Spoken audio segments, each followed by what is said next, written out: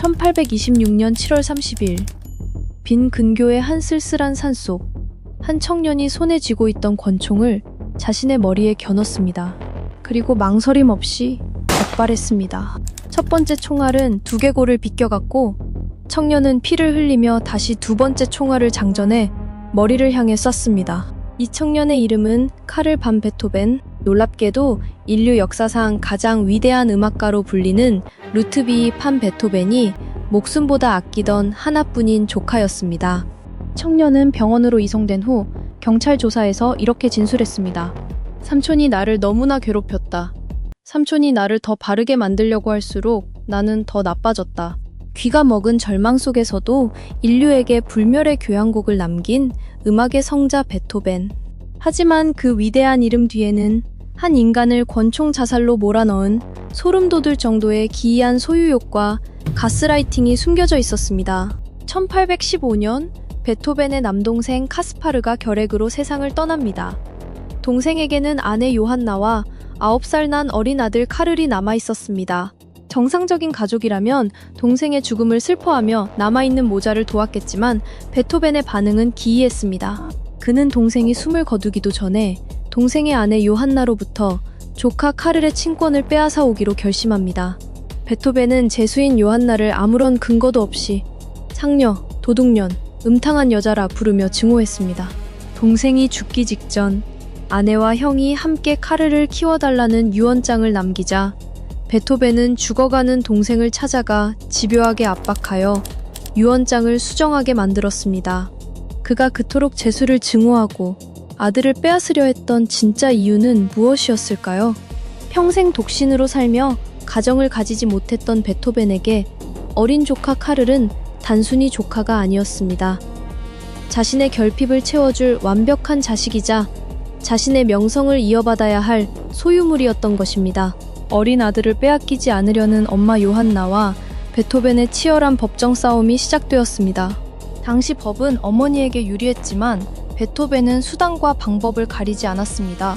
그는 판사와 귀족들에게 악의적인 편지를 보내며 요한나의 인격을 말살시켰습니다. 심지어 자신이 귀족이 아니라는 사실을 알면서도 귀족 전용 재판소에서 재판을 받기 위해 귀족 성씨인 척 신분을 속이기까지 했습니다. 신분이 거짓임이 밝혀져 일반 재판소로 이송되는 망신을 당하면서도 베토벤의 집착은 멈추지 않았습니다. 결국 5년이 넘는 지루하고 잔혹한 소송 끝에 1820년 대중적 명성을 등에 업은 베토벤이 최종 승리합니다. 법적으로 조카 카를의 단독 보호자가 된 순간이었습니다.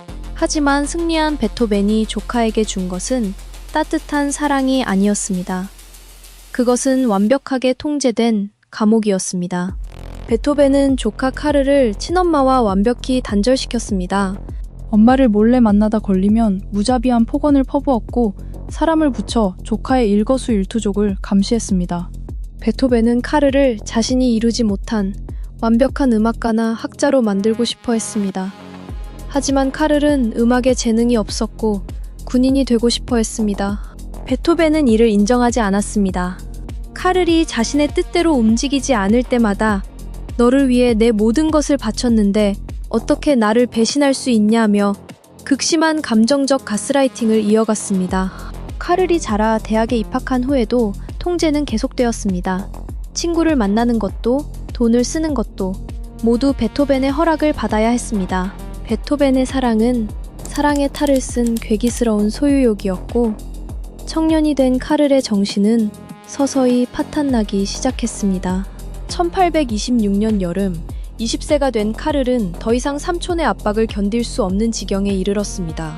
그는 삼촌의 그늘에서 벗어나는 유일한 방법은 오직 죽음뿐이라고 생각했습니다. 카를은 시계와 옷을 팔아 권총 2발과 탄약을 샀습니다. 그리고 아무도 없는 산으로 올라가 자신의 머리에 총을 쐈습니다. 2발의 총성. 총알은 기적적으로 두개골을 비껴갔지만 이 사건은 당시 빈 사회 전체에 거대한 충격을 안겼습니다. 위대한 음악가 베토벤의 숨겨진 사생활과 그가 조카에게 저지른 잔혹한 통제가 세상 천지에 들통난 것입니다. 병원 침대에 누운 카를은 삼촌을 만나기를 거부했습니다. 경찰 조사에서 카를이 던진 삼촌이 나를 더 바르게 만들려 할수록 나는 더 나빠졌다 라는 말은 베토벤의 가슴에 가장 잔인한 단도로 꽂혔습니다. 자신이 목숨처럼 아꼈던 조카가 자신 때문에 스스로 머리에 총을 쏘았다는 사실은 베토벤의 영혼을 완전히 부숴버렸습니다. 사건 이후 베토벤은 급격히 노화하고 건강이 악화되었습니다. 눈에 띄게 쇠약해진 그는 조카가 퇴원하여 원하던 대로 군에 입대하도록 풀어줄 수밖에 없었습니다. 그리고 그로부터 불과 8개월 뒤인 1827년 3월, 베토벤은 복수가 차오른 비참한 몰골로 쓸쓸히 눈을 감았습니다.